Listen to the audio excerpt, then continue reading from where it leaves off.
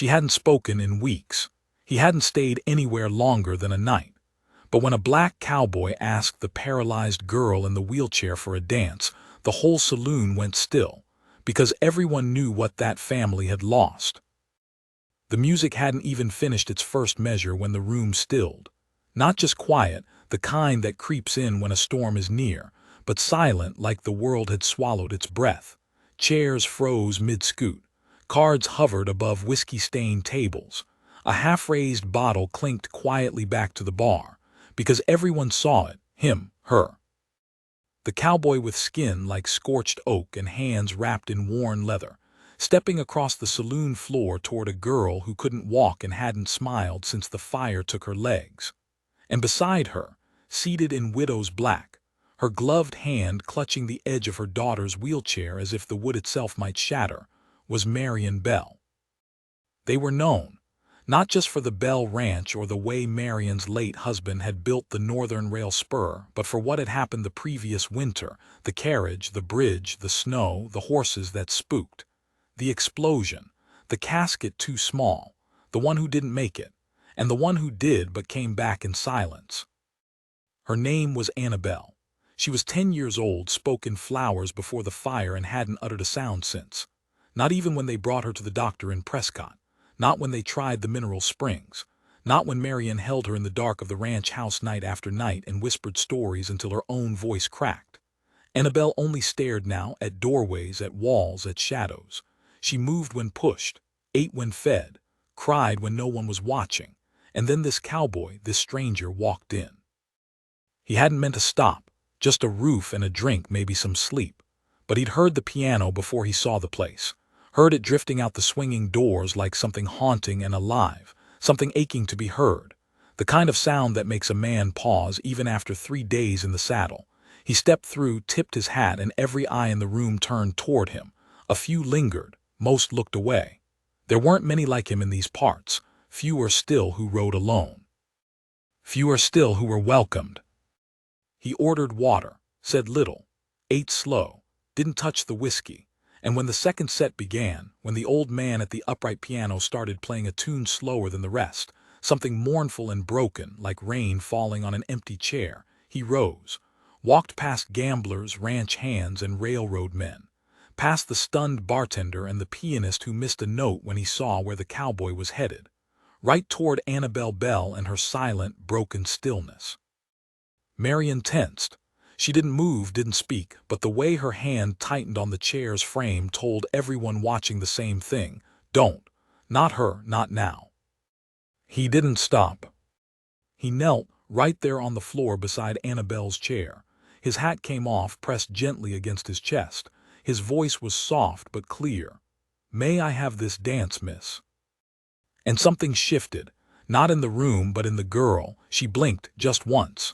Then her hand, small, limp, scarred from the fire, trembled, slightly, just enough for Marion to feel it and for the cowboy to see it.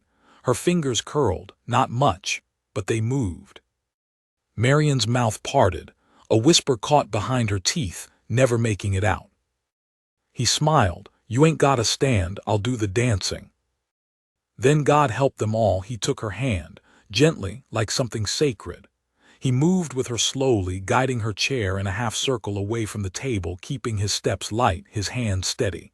No music now. The pianist had stopped playing altogether, but somehow the silence said more. He danced with her, round the saloon floor where floorboards creaked like old bones and gaslights flickered against the storm-glass windows. Her wheels turned slowly. Her hands didn't move again, but her eyes followed his every step. And Marion Bell, she just sat there, watching, eyes wide, breath caught, spine rigid with a pain she hadn't let anyone touch in months, because this wasn't part of the plan. No one came near Annabelle. No one dared. But he did. And when the song would have ended, if it had ever begun, he brought her back to her place by the fire and knelt again. "Thank you, Miss Bell," he said, tipping his hat once more. "Best dance I ever had." She blinked again. And then a sound, a rusted hinge of a sound, came from her throat. A breath, a whisper, something just shy of a word. "Again." It was barely audible. Marion gasped, hand flying to her mouth. The pianist dropped his glass. Somewhere in the back, a gambler swore softly. The cowboy just smiled wider. "Any time you like." He stood, replaced his hat, and walked back to his seat. No one said a word for a long while. When Marion finally wheeled Annabelle out the front door and into the waiting cold, she turned back. Just once. Looked toward the table where the cowboy sat, his head bowed over an untouched drink. She mouthed 2 words, "Thank you." He didn't look up, just gave the faintest nod. And that was how it began. Marion didn't speak the entire ride home. The horses trotted slowly under the dim evening stars, hooves muffled by the dusting of snow that had blown in from the hills. The wind was dry but sharp, tugging at the hem of her morning coat, whistling low between the sycamores. Annabelle sat motionless in the carriage beside her, the blanket tucked around her legs neatly, her eyes fixed forward. But Marion had seen it, the flicker of her lips, the barely formed word, the way her eyes had not just followed the cowboy but watched him, studied him, like something inside her had remembered how to care. Marion had witnessed miracles before. Her husband's rise from a poor rancher to a railroad baron was one. The way she'd clawed her way through grief to raise a daughter after burying a son was another. But this, a man with no last name, no invitation, no place in their lives, dancing with Annabelle in front of the entire town, and coaxing a sound out of her when doctors, prayers, and time had all failed. This was something else entirely. She hadn't meant to go back. Not the next day, not ever. That saloon was a nest of sorrow and whiskey. But at dawn, she found herself pressing the hem of Annabelle's dress with careful hands, brushing her daughter's hair into place, tucking the little silver comb into the side the way she used to when they still went visiting. Annabelle said nothing, but Marion didn't expect her to. She just saw the way the girl's eyes watched her move, curious, tracking, awake. So they returned. He wasn't there, not the first morning or the second. The bartender said the cowboy had taken a room upstairs but came and went as he pleased. Quiet, kept to himself, paid in coin, always exact. No one knew his name. Some said he'd ridden from Abilene.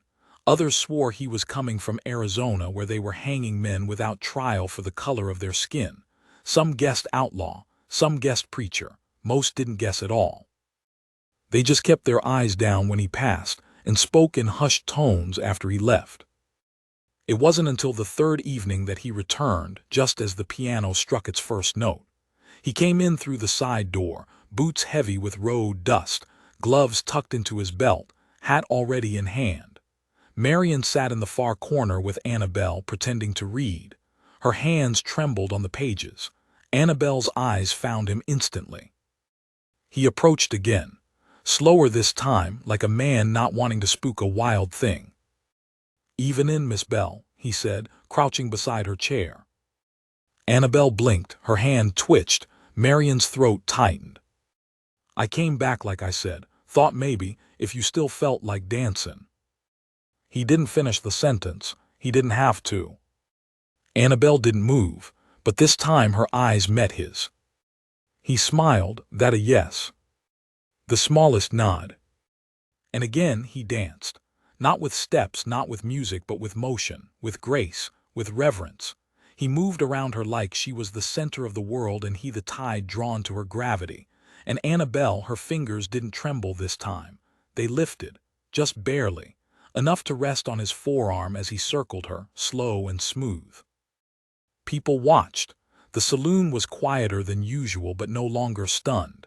Now they were curious. Some even smiled. Others looked away, ashamed maybe, ashamed they'd never tried, that it took a stranger to bring light back into the Bell girl's eyes. Marion stayed after he left this time. She watched him walk back to his table, then did something she hadn't done since her husband's funeral. She approached a man. "I don't know your name," she said, her voice composed but tight as piano wire. "But my daughter just asked if you'd be here tomorrow." He looked up from his drink. "Yes, ma'am, I will." She hesitated. "You have a name." He held her gaze. "Call me Elijah." Elijah, she repeated softly, then nodded. I'm Marion. I know, he said. She flushed. Of course he did. Everyone did. That night Annabelle did not cry when Marion changed her dress. She did not flinch at the scars on her legs. She simply asked, quietly, gently, with the breath of a whisper, "Will he come again?" "Yes," Marion said, brushing a lock of hair from her daughter's cheek. "He will." By the end of the week the town had noticed. Annabelle was speaking. Not much, never loud, but words came now. Words like again and please and thank you, once even mother. And Elijah came each night. He danced with her, rolled her gently across the wooden floor, bowed like she was a princess and he a gentleman carved from old poems. He never stayed after, never drank more than one glass of water. He never touched Marion's hand, never asked questions. Until the sixth night.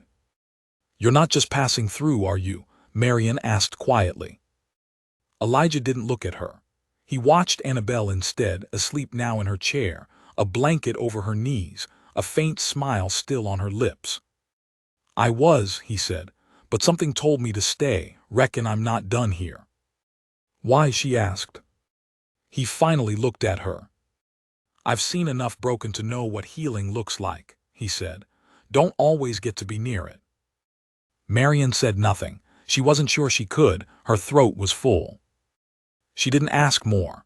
But the next morning she sent Henry, the stable boy, with an envelope.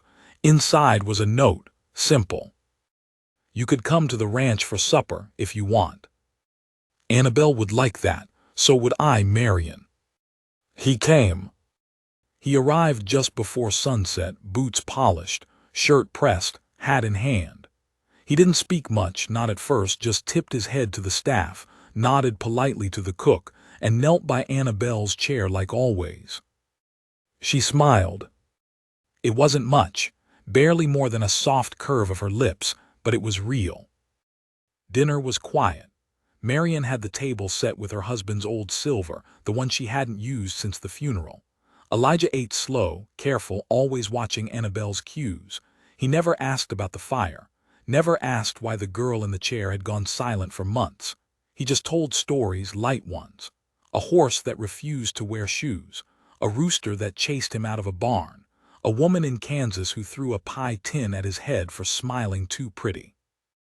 Annabelle giggled, and Marion almost cried. That night after he left, Annabelle said, "He makes the silence go away." Marion stood in the hall long after putting her to bed. One hand braced against the doorframe, the other clutching her chest like something inside her was breaking open all over again. The next day, the first whisper came. Down in town at the general store, two women lingered near the flour sacks and murmured about Marion Bell, about the cowboy, about how fast she'd invited him in, about how dangerous it was. What would her husband think? Marion heard. She was 5 feet away, asking about preserves. She didn't flinch. But that night she didn't sleep. And Elijah didn't show. Nor the next night. Annabelle didn't ask where he was, but the sparkle dulled again. By the third day, Marion went to the saloon herself. "Where is he?" she asked the barkeep. The man just shrugged, said he was heading south, said some things don't last long. Marion went home. She sat beside Annabelle's chair for hours. When Annabelle finally asked, "Is he coming back?" Marion didn't lie. "I don't know." But her hands trembled. Because somewhere deep down she did. The house went still again. Not the polite stillness of quiet company, but the hollow silence that had ruled since the accident. For days, Marion felt it returning in pieces. The way Annabelle stared longer at the fire without blinking. The way her hands stayed folded in her lap instead of resting lightly on the arms of her chair. The way supper grew colder each night while Marion watched the window instead of eating. And through it all, neither of them said his name. Elijah.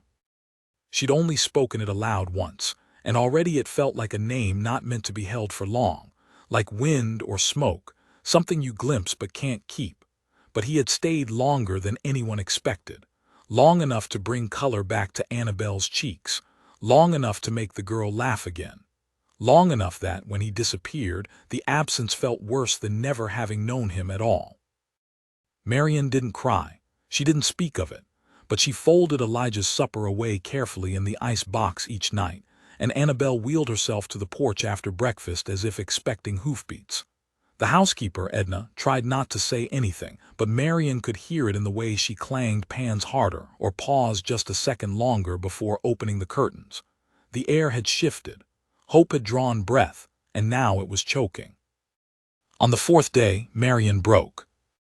She left Annabelle with Edna and saddled the gray mare herself, fingers trembling as she latched the cinch.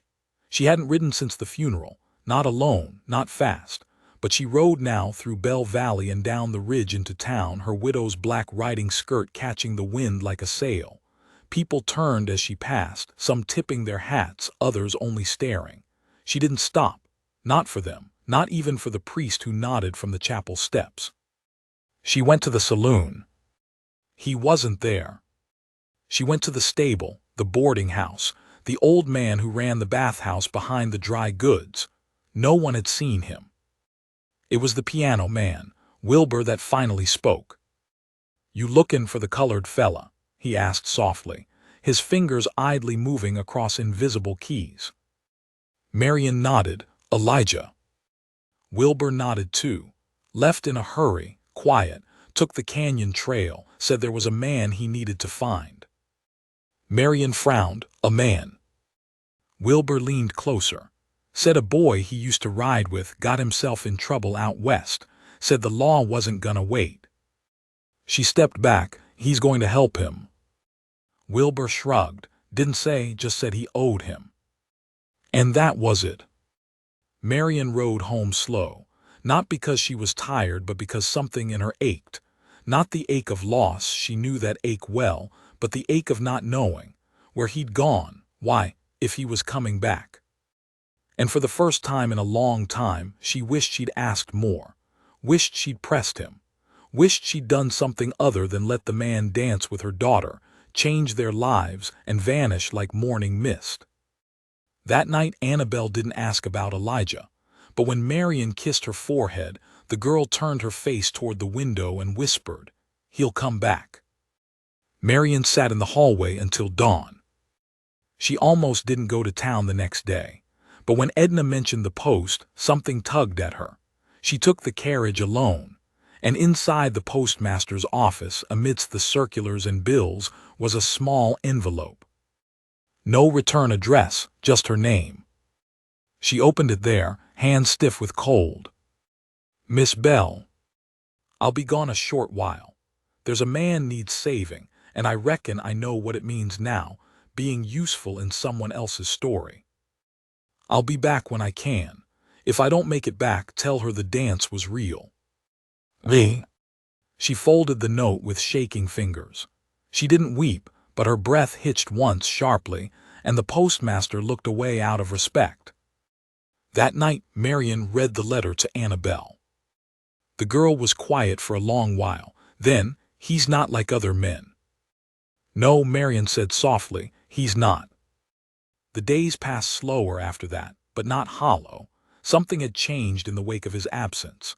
Annabelle didn't retreat completely. She still rolled herself into the sitting room, still let Marion brush her hair, still whispered words now and then, soft as wind but real. And one afternoon, when Marion was picking through sewing in the parlor, Annabelle rolled closer and asked, "Did you love Papa?" Marion's hand froze mid-stitch. "Yes," she said carefully, "very much." "But you didn't laugh much with him." Marion looked down. "No." Annabelle turned her chair toward the window. "You laugh with Elijah." Marion said nothing. She didn't need to. 2 weeks passed. Then 3. One night, a rider appeared at the ranch gate. Marion came out with a shawl, heart hammering, only to find a stranger, dusty, thin, with blood staining the shoulder of his shirt. He slid from the saddle slowly, hand over his ribs. "Ma'am," he said, "name S. Silas. I rode with a man named Elijah, said if I made it out to find the bells."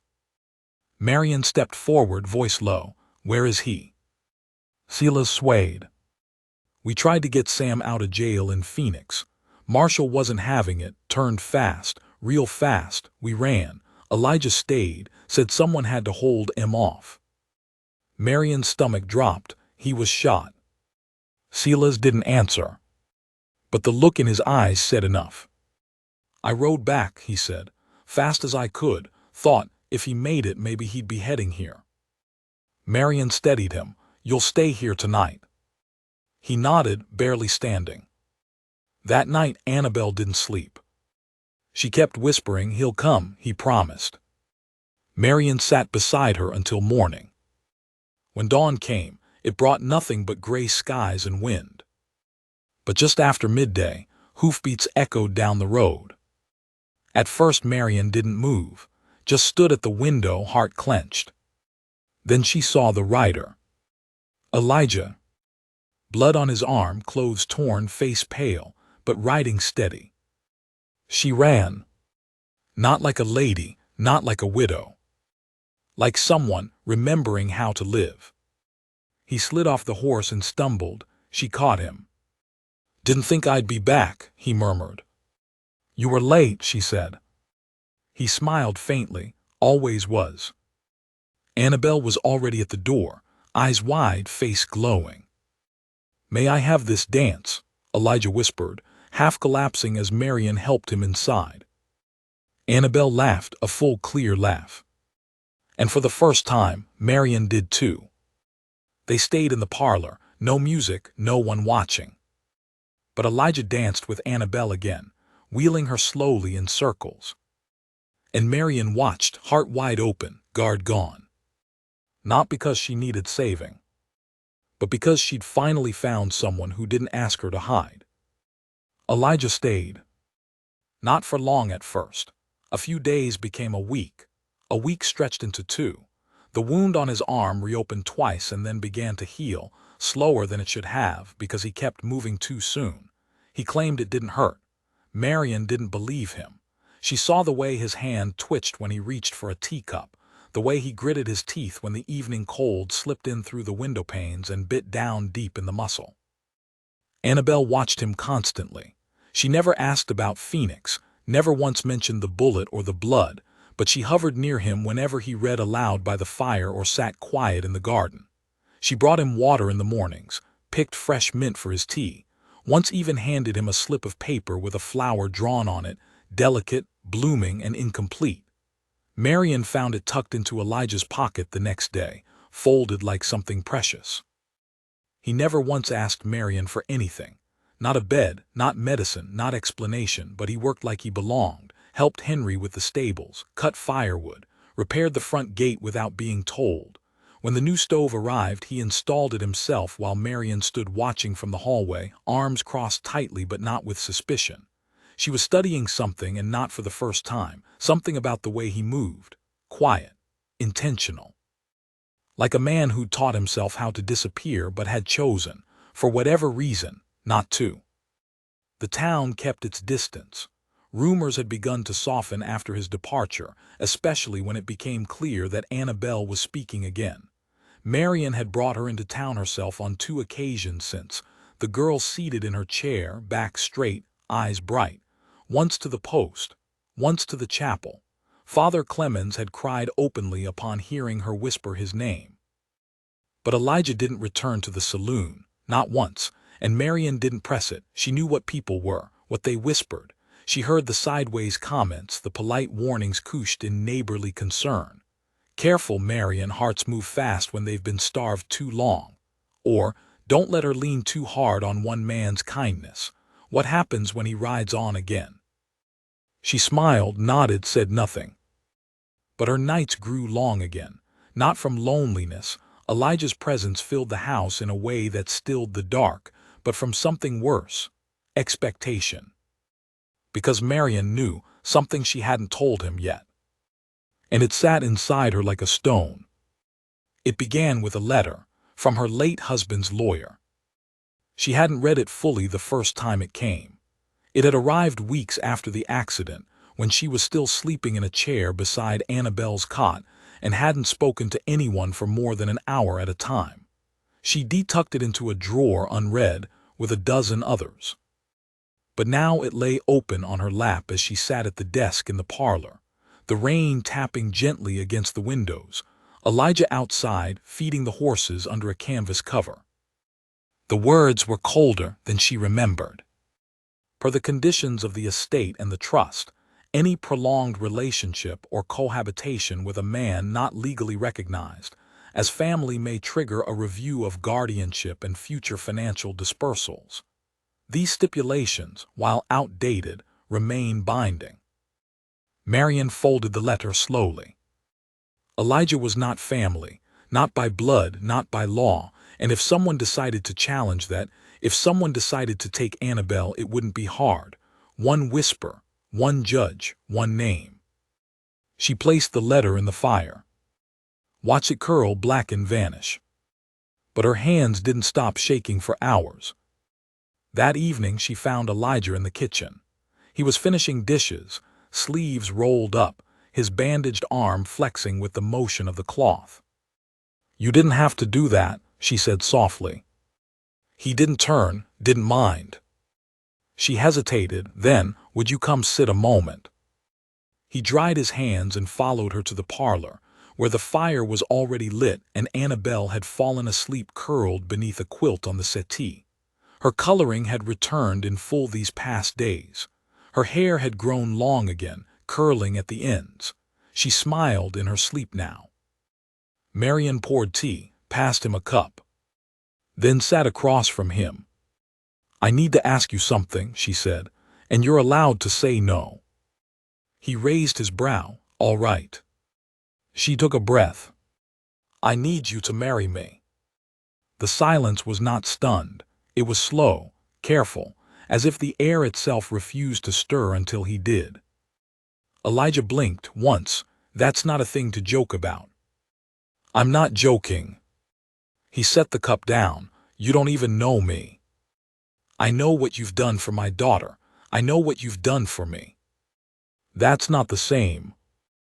"I know." Her voice was quiet, almost trembling. "But this house, this land, it's bound up in old rules. My husband's name still carries weight.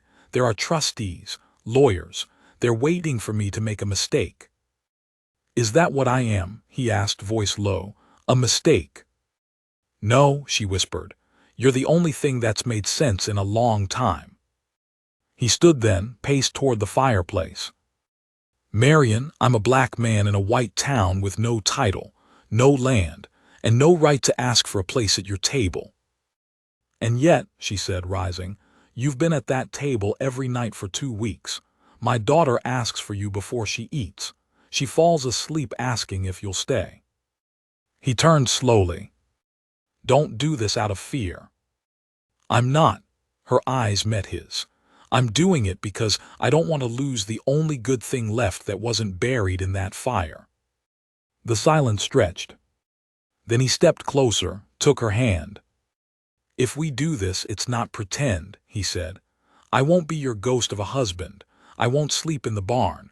I won't sit quiet while people spit on your name. I wouldn't want you to." He studied her a long moment, then nodded once. "All right then." The wedding was quiet. No invitations, no gowns, just Father Clemens, Annabelle in a blue dress, and Edna standing witness with eyes full of tears. Marion wore her hair loose for the first time in years. Elijah wore his best shirt, still mended at the elbow. When the priest asked the question, Elijah didn't hesitate. "I do." When Marion answered, her voice didn't shake. "I do." And when Annabelle rolled her chair forward and handed them each a small paper flower, pink for her mother, white for Elijah, neither of them could speak for a full minute. But the town noticed, and not kindly. Within a week, Marion's letters were returned unopened. The postmaster offered a strained apology. 2 orders from the general store arrived late and missing items. The bank manager requested a meeting, then another. Elijah was refused entry to the church 2 Sundays in a row. And one night, A rock was thrown through the parlor window. It missed Annabelle's chair by inches. Marion gathered her daughter into her arms. Elijah moved through the front door before she could stop him, stepping into the yard with his coat half-buttoned, scanning the darkness with eyes like burning coal. No one waited. But the message was clear. The town had made up its mind.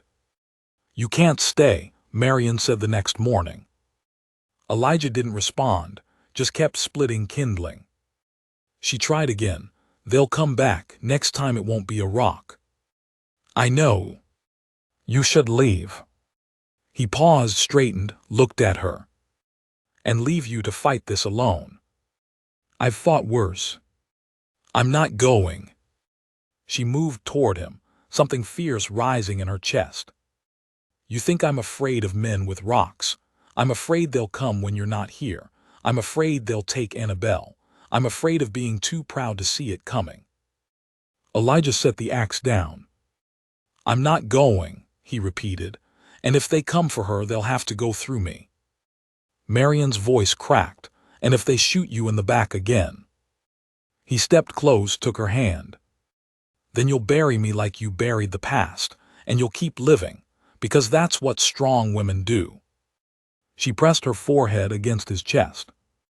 "Promise me you'll run if it gets bad." "No.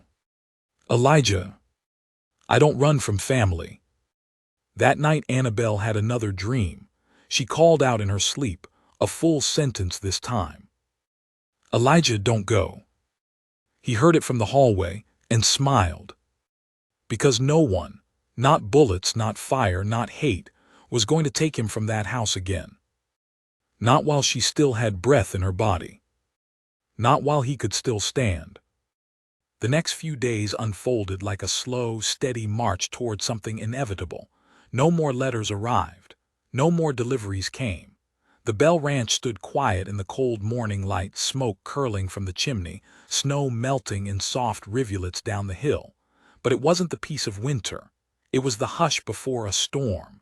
Elijah knew it in his bones. Marion felt it too, though she said nothing. The way she paused before opening doors, the way she scanned the tree line from the porch, the way she wrapped Annabelle's shawl tighter each morning before settling her by the fire, it all spoke the same silent language. They're coming. But Annabelle, untouched by tension, bloomed. She spoke every day now. Quiet, sometimes just single words, but she was no longer hiding from the world. She asked Elijah about horses, about music, about faraway places like Santa Fe and New Orleans. She asked Marion why people hated things they didn't understand. Marion's hand stilled on her teacup then, and she had to look away before answering, because it's easier than asking questions. Annabelle nodded like she already knew. It was early afternoon when the knock came. Elijah opened the door, already braced. It wasn't a rock. It wasn't a threat. It was Mr. Granger. A thin man with an iron mustache and a spine built from law books, Mr. Granger had been Thomas Bell's personal attorney for nearly 2 decades. He wore a bowler hat even now, despite the dust, and his boots clicked like warning shots on the porch floorboards. "Elijah," he said stiffly, not offering a hand. "Granger. I need to speak with Marion." "She's resting. You can talk to me." Granger's lips tightened. "You're not." "I'm her husband." That silenced him for a beat. Then, "This is not about you. It's about the child." Elijah's eyes sharpened. "Annabelle." "Annabelle," Granger echoed. "There's been concern." "What kind?" "Guardianship, legal continuity, moral clarity. These aren't just words, Mr. Halloway."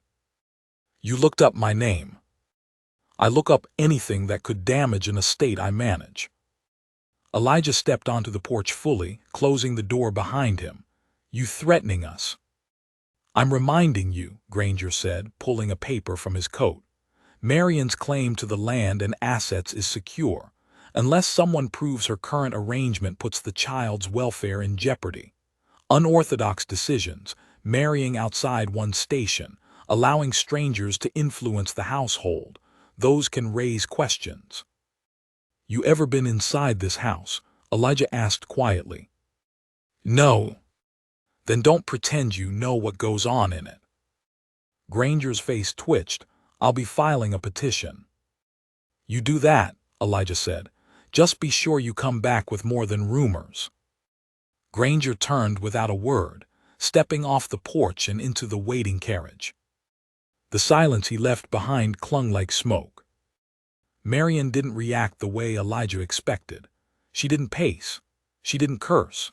She simply closed the curtains, checked the locks, and then went to Annabelle's room and sat with her a long while, brushing her daughter's hair with slow, even strokes.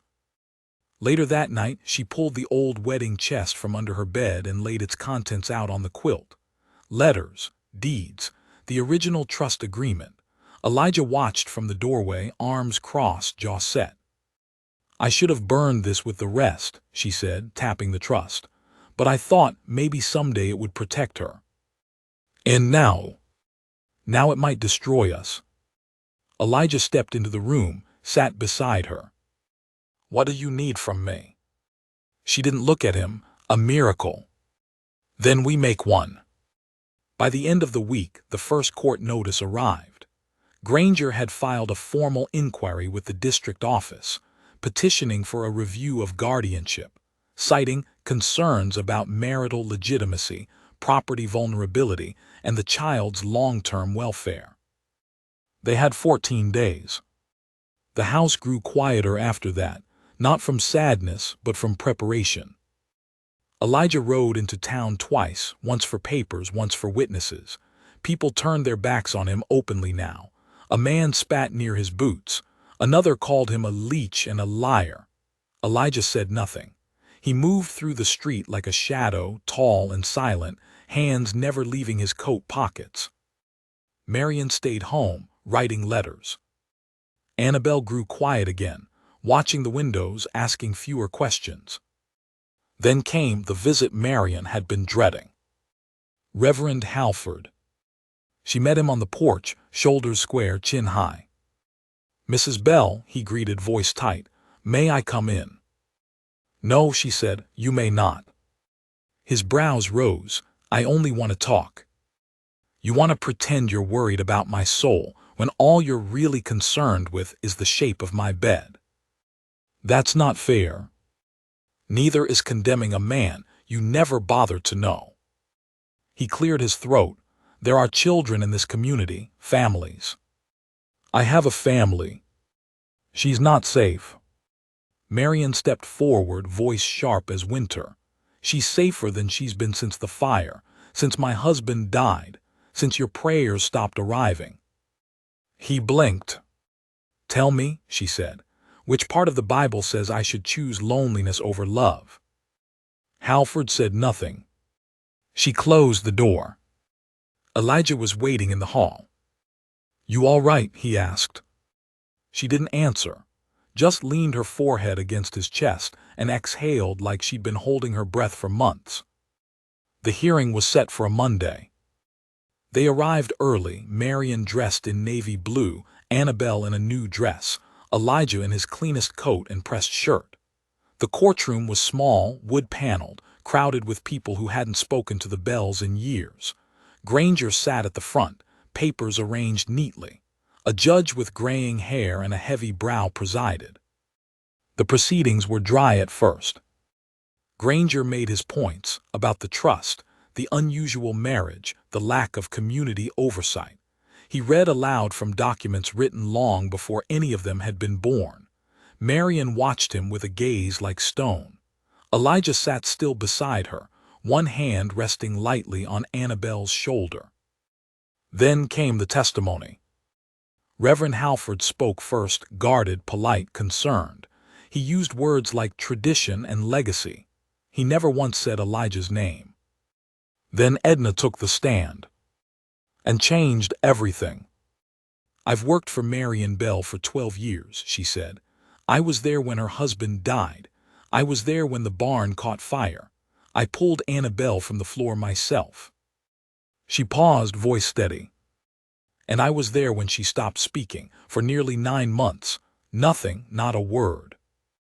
A murmur rolled through the room. And then Elijah came, Edna said. And he didn't bring money or titles or promises. He brought dignity. He brought presence. He brought her back. She looked directly at the judge. I've served a lot of families, but I've only seen one man save a child with nothing more than kindness. Marion spoke next. I didn't marry Elijah to protect assets, she said. I married him because he's the only man who ever saw me without looking through me, because he didn't ask me to explain my grief or hide my daughter's scars or wear my strength like a corset. Granger rose, and yet the trust is at risk. Good, she said, then burn it. Gasps. The judge rapped the gavel. Marion's voice never wavered. If the price of security is silence, I'd rather be poor. If the cost of protection is pretending I'm not in love, then strip the title from the gate. But I will not apologize for choosing a man who dances with my daughter instead of trying to fix her. And then it was Elijah's turn. He stood slowly. No papers, no prepared speech. Just his voice. I ain't got history in this town, he said. Ain't got a family name or a ledger to my title. What I got is a little girl who smiles when I walk in the room, a woman who stopped flinching at her own reflection, a house that ain't afraid of music no more. He looked at the judge. I didn't come here to take anything. I came to stay. Then he turned, looked at Annabelle. And I'd do it again. The judge didn't speak for a long while. Then I'll render a decision in 2 days. The room emptied slowly. Outside it was snowing again. Back at the house, Marion didn't speak much that evening. She sat by the fire, fingers laced around a cup of tea gone cold. Elijah sat beside her, arm around her shoulders, listening to the wind. Annabelle played softly on the piano. A single tune, one she hadn't touched since before the fire. When she finished, she turned to them. I don't want to leave, she said. You won't, Marion said. But her voice was thin. They didn't sleep that night. They waited. Together. The next morning dawned clear and cold, sunlight glittering sharp on frost-laced fence rails, and catching in the ice that still clung to the upper panes of the Bell House windows. The sky was high and pale, too quiet, as if the land itself had stilled in anticipation. Marion rose before the others, moving through the house in bare feet and a thick shawl, lighting the stove, placing a kettle over the heat, setting out 3 cups without realizing what she was doing. Her hands were trembling. When she turned to find Elijah already awake, seated at the table, arms folded and watching her with unreadable eyes, she didn't startle. Can't sleep either, she asked. He shook his head. You think we've done enough? She asked next, voice soft, uncertain. No, he reached for the kettle as it began to hiss. But sometimes doing everything still ain't enough. That's not failure. That's just the way of the world. Marion sat down across from him. She doesn't know what's at stake. She knows more than we think, he replied. She always has. They didn't speak again until Annabelle wheeled into the room, hair still tousled from sleep, but eyes bright, awake, watching them both as if she already knew the shape of the day. She didn't ask questions. She didn't need to. Marion wrapped her arms around her daughter from behind, held her tight. The 3 of them sat in silence until the clock struck noon.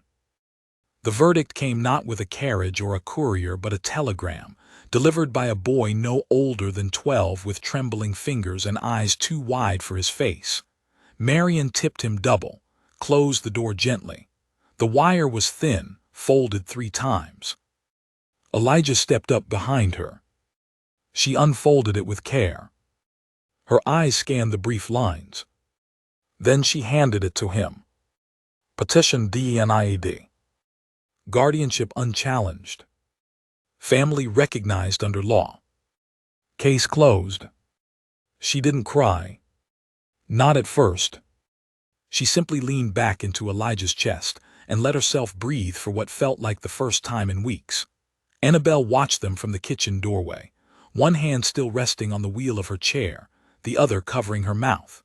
When Marion turned to her, eyes full, arms open, the girl rolled forward and buried herself between them, clinging so hard Marion felt the bones in her daughter's arms like thin twigs wrapped around her waist. They stayed like that a long time. A family. The town didn't change overnight. Some neighbors offered thin congratulations. Some avoided them entirely. A few went out of their way to glare more openly. But the rumors began to falter. The court had spoken. The Bell estate was intact. Marion's claim on her home, her daughter, and her husband stood firm under law, and law carried weight in these parts, even among those who had no respect for the people protected by it. Still, it was a long week. Granger left town within 3 days of the verdict, his law office boarded up and silent by Friday. Reverend Halford kept his sermons vague for 2 Sundays, then fell mysteriously ill and left his pulpit to a younger, quieter deacon. The postmaster stopped returning Marion's greetings. The general store began shorting her on sugar. Elijah didn't complain. He chopped more wood than necessary, helped Henry build a new paddock, took Annabelle riding again, leading the horse slowly along the fence line while she sat straight in the saddle, gripping the pommel tight, laughing into the wind like she hadn't since before her father's death. It was on one of those rides, just past the creek bed, that Elijah pulled up short. A single black horse stood ahead on the trail, riderless. Annabelle noticed first, "Is it wild?" "No," Elijah said, "he's waiting." "For who?" "Me." They came that night. 3 riders, no words, no warning. They didn't torch the house, didn't throw stones. They simply circled the outer fields, rifles across their saddles, watching, letting the sound of hooves carry through the valley like a slow drumbeat. Elijah was already on the porch when Marion came to the door, gun in hand, hair loose from its braid. "They won't come closer," he said. "How do you know?" "Because this ain't about hurting us. It's about reminding me they can." Marion's jaw clenched. "Who are they?" Elijah's silence answered the question. "Men from before, from his before." "Will they come back?" "Not if I leave." Marion turned fully toward him. "You're not going." "If I stay," he said, "you lose more than just sugar and smiles. You lose safety, permanence. We already lost those." He looked past her, to the room where Annabelle slept. "Not everything lost stays gone," he said. "Some things you earn back, one fight at a time." Marion stepped closer. "If you walk away, don't lie to yourself about why. You're not protecting us, you're protecting your guilt." He flinched, but didn't argue. Elijah didn't leave. Not that night. Not the next. But something inside him shifted. He moved quieter, sat longer on the porch, spoke less. And the old weight returned to his shoulders, not the weight of survival, but of inevitability. The kind men wear when they know a choice is coming, and neither road leads home. Annabelle sensed it. She started speaking less again, slept curled into her blankets like she was bracing for a storm. When Marion asked what was wrong, she only whispered, "He's getting smaller." "What do you mean?" "Like a shadow," the girl said, "like he's pulling away." And then came the invitation. From the Saloon. A gala, a charity evening. To benefit the church's new schoolhouse, it read. All are welcome, all are invited. The card arrived hand-delivered by a courier in a pressed jacket. Marion stared at it. "It's a trap." "Or a test," Elijah said. "Same thing." "I should go." "No." He met her eyes. "I walk into that room, I make a statement. They'll twist it."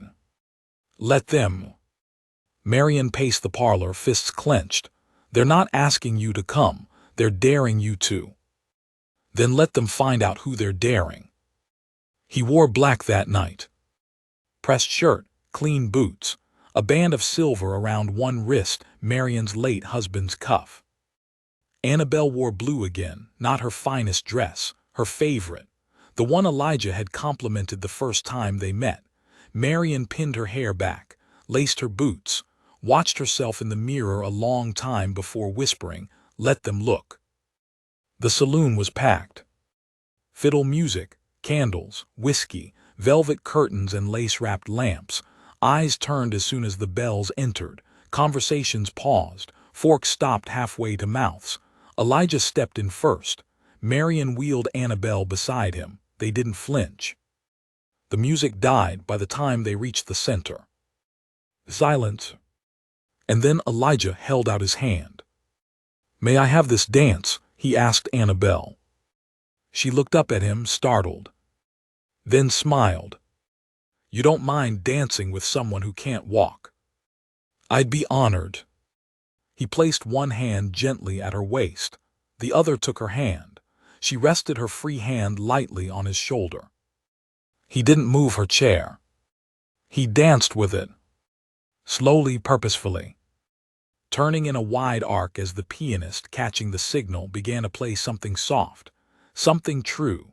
A waltz with no name, no lyrics, just a hush of notes that filled the room like breath. No one spoke. No one dared.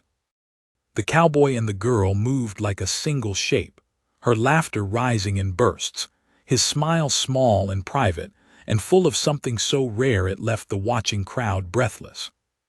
When the music stopped, the silence stayed. And then, applause. Not loud, not thunderous, but real. It began with Edna, then Henry, then someone near the bar. It spread like rain in spring. And Marion. She didn't clap. She watched, with her heart full, with her fears quieted, with her family whole. But the night wasn't done. As they turned to leave, a man stepped forward from the crowd, mid-40s, well-dressed, a face Marion didn't recognize, but Elijah did. The man's lips curled. "Didn't think you'd come back here, Holloway." Elijah didn't blink, didn't think you'd still be sniffing around. The man's eyes narrowed. "You don't belong here." Annabelle, seated between them, looked up. "He belongs with me," she said. And that was enough. The crowd parted. Elijah placed a hand on Annabelle's shoulder. Marion took his arm. And together, the three of them left the saloon. Heads high. Backs unbent. The threat wasn't over. The danger wasn't gone. But for that one night, for that one impossible moment, they were not survivors, not outsiders, not questions waiting for permission. They were a family. And the world had gone silent just long enough to witness it.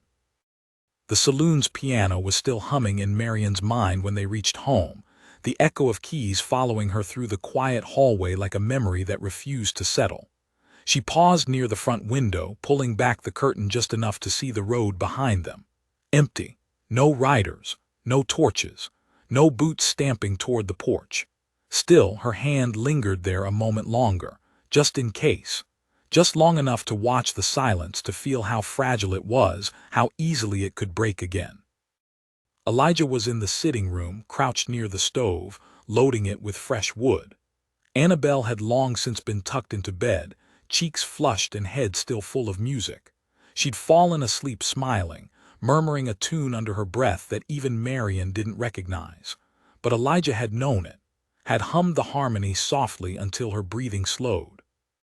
Now Marion came up behind him and rested her hand on his shoulder. "They'll come again," he said, not turning. "I know," she answered, "but we'll be ready." She expected him to nod, maybe stand and hold her the way he always did when she spoke like that, with conviction that sounded braver than she felt. But he didn't rise.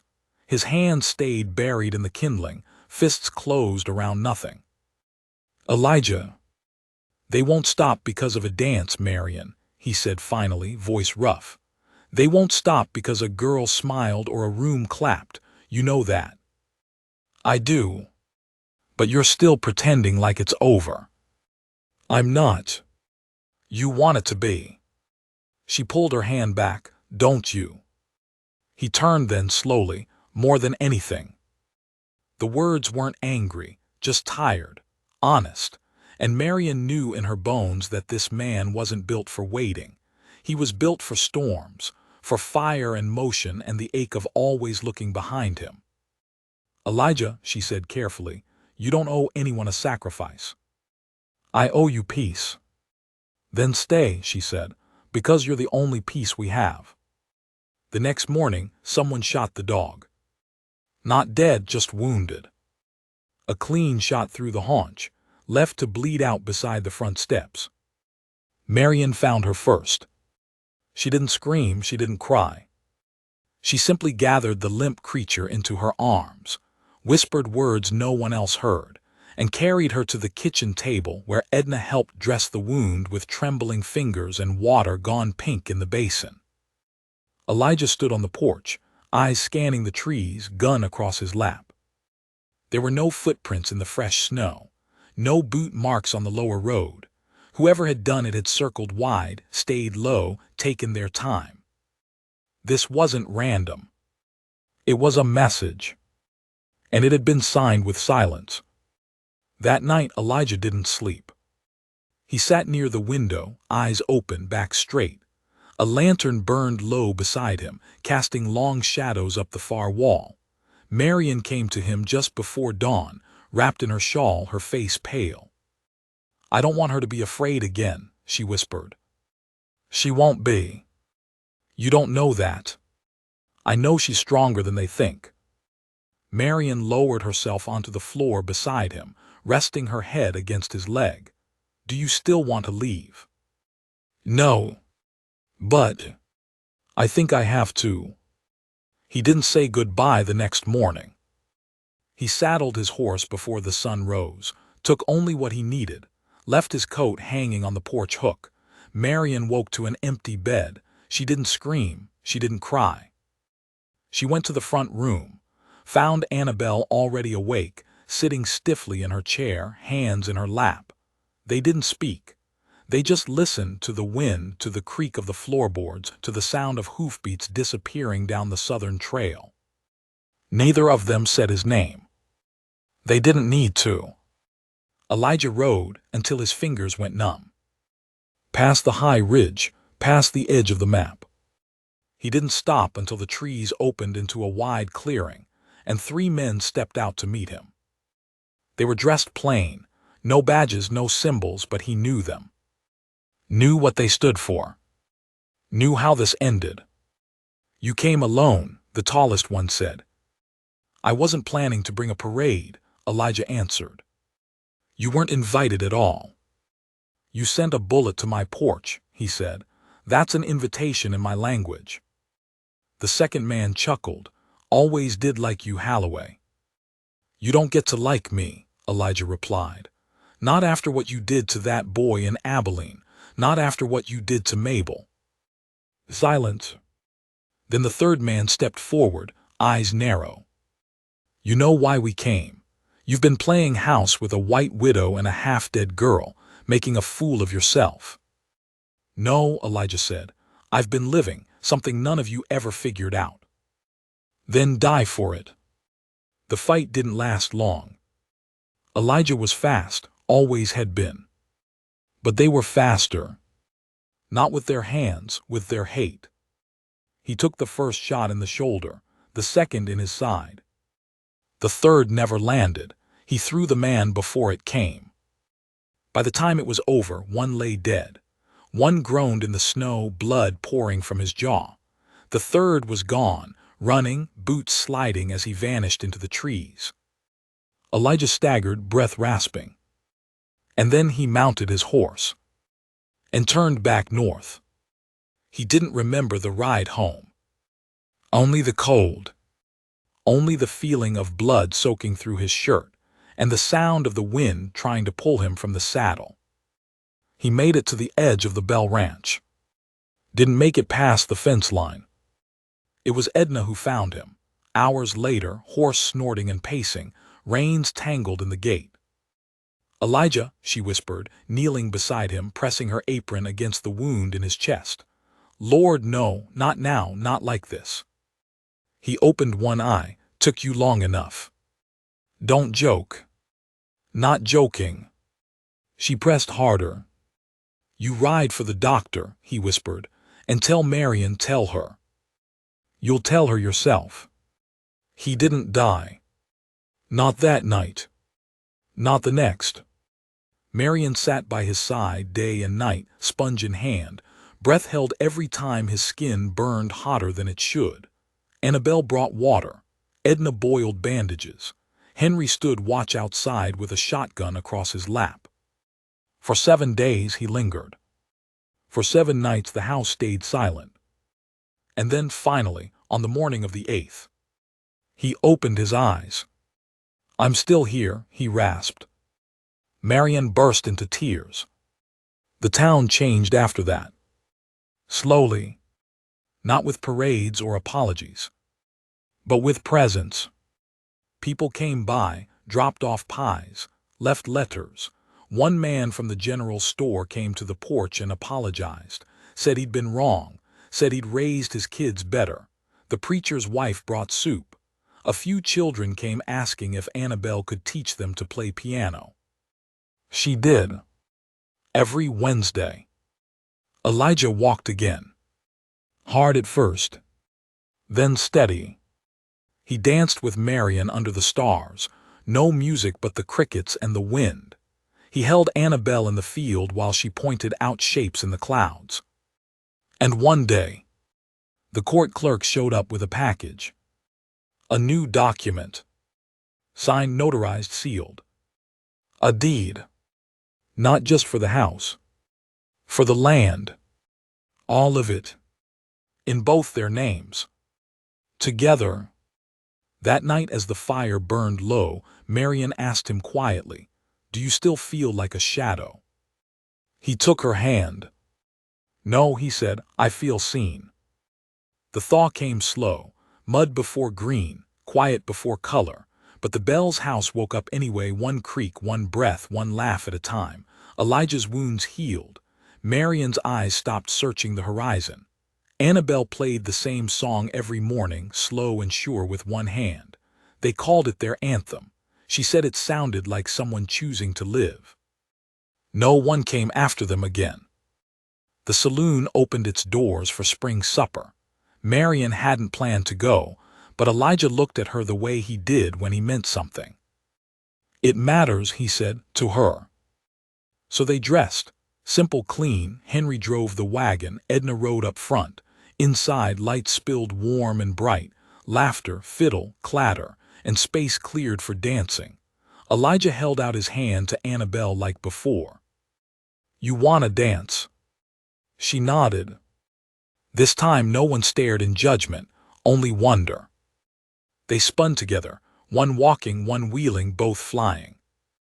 And when the music slowed, the crowd clapped not for bravery, not for pity, but for joy. Later on the balcony, Marion leaned against Elijah. "You think it'll last?" she asked.